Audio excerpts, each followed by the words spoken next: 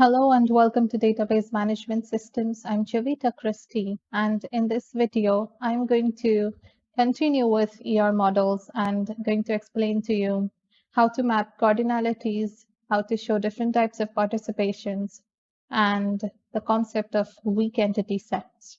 So let's begin.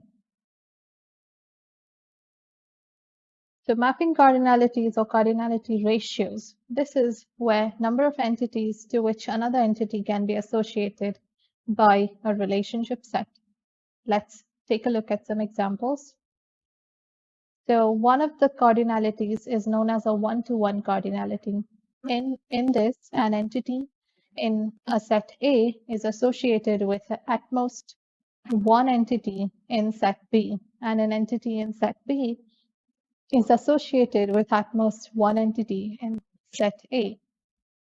It sort of looks something like this. You can see in A there are several entities, and in set B there are several entities.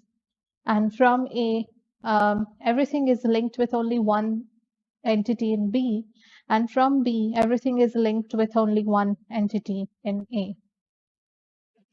To show it in an ER diagram, you would have to draw it in this manner. So you will show A and B on the left and right sides of the rhombus, but on the rhombus, the lines that are going out will have arrows at the end. These arrows will show that it is a one-to-one relationship. Next, we have a one-to-many relationship. So this is where an entity A in set A is associated with any number. Any number could mean either 0 or more entities in B, but an entity in B will be associated with at most one entity in A. So it would look like this. In this diagram, you can see that each and every entity from A is associated with multiple entities in B. For example, A1 is associated with B1 and B2, and A2 is associated with B3, B4. So you can associate with as many as you like, but from this side, every entity is associated with only one entity. For example, B1 is only connected with A1, and B2 is only connected with A2. Sorry, again, A1, and B3, B4 are only connected with A2. So this way, when you show something, it is a one-to-many relationship if you look at it from A to B. And so also you have a many-to-one relationship. So this is where you will be looking from the opposite direction, from B to A.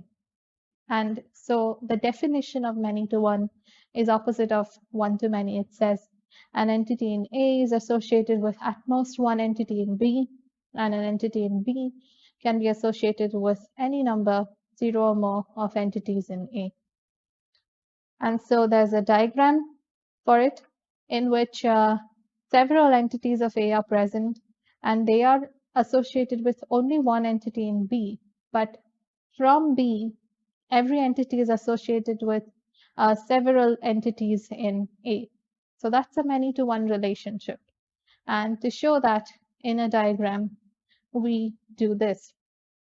Now, notice that one-to-many and many-to-one are nothing. They are similar, just opposite of each other. So opposite in the sense it depends on where you look from. So if you take these two sets, and if you're looking from A to B, then it's a many-to-one relationship. But if you're looking from B to A, then it's a one-to-many relationship. So whichever side the one part of the relationship comes, that should have an arrow. So because it's many-to-one, on the one side, that means on the right-hand side, there's an arrow. If it's one-to-many, then this arrow that you can see after R would be on the left side.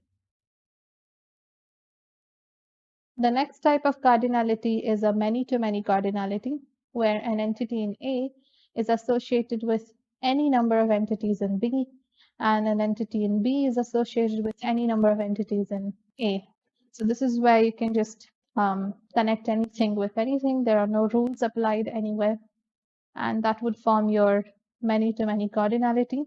For this, in the diagram, we show the two lines with relation R without any arrows.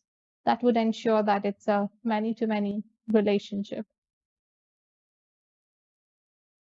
Now, the next thing we are going to see is how to show different types of participations in an ER model.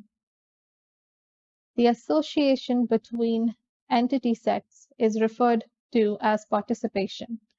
And there are two types. One type is a total participation, where every entity in E participates in at least one relationship in R.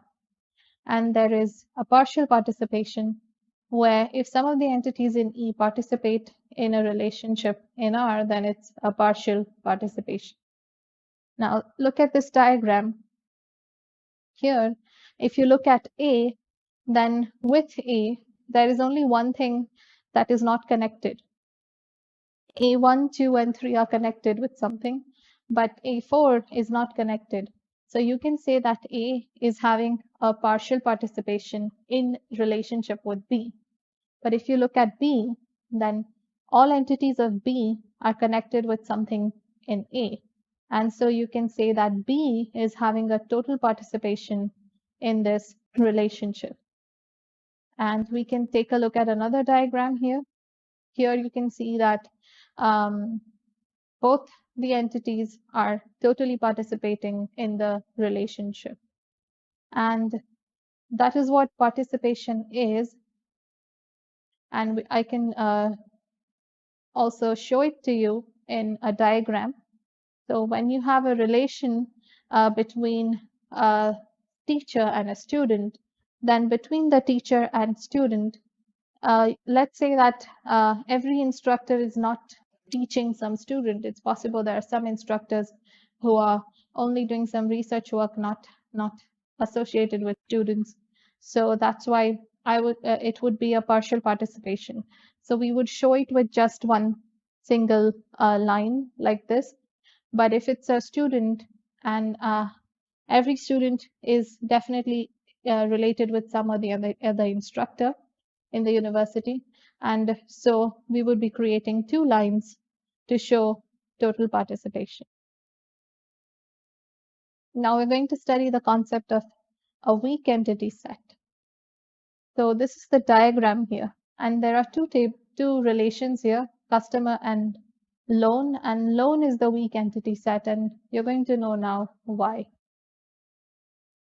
And remember, it is shown with the help of a double rectangle. So when you draw a double rectangle, it is a weak entity set.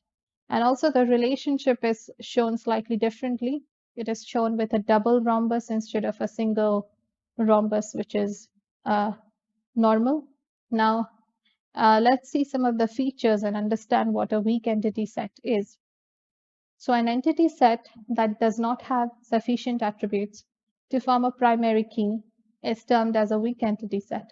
And this could happen. There might be some tables with you in your database where there is no primary key available, because no matter what combination of columns you take, it does not form a unique combination. So such a table would be a weak entity set when you convert it into an ER diagram. So an entity set that has a primary key would be a strong entity set. So in this case, customer is having a primary key, so it's a strong entity set. And for a weak entity set to be meaningful, it must be associated with another entity set called the identifying or owner entity set.